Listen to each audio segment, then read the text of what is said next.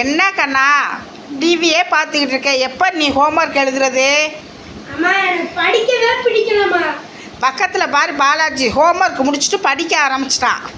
அவனோட என்ன கம்பேர் பண்ணாதீங்கம்மா. இந்த வயசுல உனக்கு ரிமோட்டை தூக்கி போடுறியா? இரு அடிக்கிறேன். மா மா மா அடிக்காதீங்கம்மா. அம்மா வலிக்குதுமா. அம்மா அம்மா அடிக்காதீங்கம்மா. என்னம்மா அம்மா அம்மா அம்மா அங்கே பாருங்கம்மா, பக்கத்து வீட்டில் கண்ணா படிக்காம அடி வாங்குறான். என்னையும் அப்படி அடிப்பீங்களாம்மா? அடிக்க மாட்டேன்டா கடா பாலாஜி, நீ படிச்சுக்கிட்டு இருக்கேல்ல. அம்மா சின்ன பிள்ளைங்களை அடிக்கக்கூடாது தானேம்மா?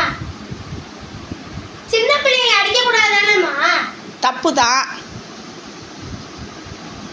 அம்மா நீங்கள் நல்ல அம்மாம்மா. நீங்களும் நல்ல பசங்க தான். ஸ்கூலை விட்டு வந்தேன்னா ஹோம்ஒர்க் எழுதிட்டு படிச்சுட்டு விளையாட போகலாம். ஓகேவா? ஓகேம்மா.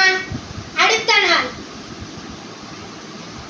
கண்ணா வாடா ஸ்கூலுக்கு போலாம். பாலாஜி, நீ நீ ஹோம்ஒர்க் முடிச்சேன்னு இவனை அடிச்சுவிட்டேன்டா. நேற்றுலேருந்து சாப்பிடவே இல்லை. கண்ணா இப்படி இருக்கலாமா? சாப்பிடாம இருந்தால் உடம்பு முடியாமல் போயிடும். எனக்கு ஒன்றும் யாரும் புத்தி சொல்ல தேவையில்ல. சரி வா ஸ்கூலுக்கு போகலாம். உடம்பை எப்படி பாதுகாப்பாக வைக்கணும்? மிஸ் நான் சொல்கிறேன் மிஸ். நல்லா சாப்பிடணும், குளிக்கணும் மிஸ், தலை வாரணும் மிஸ். அப்போ பல் துளக்க வேண்டாமா? எங்க கண்ணா நீ எந்திரிச்சு சொல்லு, உடம்பை எப்படி பாதுகாப்பாக வச்சுக்கணும்? மிஸ் மிஸ் வயிற்று வலிக்குது மிஸ். மிஸ் நேற்றுலேருந்து கண்ணா அவங்க அம்மா மேலே கோவப்பட்டு சாப்பிடவே இல்லை மிஸ்.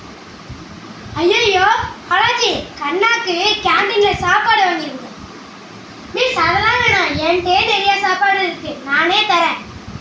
வாடா கண்ணா போய் சாப்பிடலாம். தேங்க்ஸ் பாலாஜி. இருக்கட்டும்டா, ஏன் அவங்க அம்மா மேலே கோவப்பட்டு சாப்பிடாம இருக்கேன்? அது சாப்பிடாம இருக்கனால ஒன்றும் கொஞ்சம் போயிடாது. அது உனக்கு உடலுக்கு தான் கண்ணா பாதிக்கும்.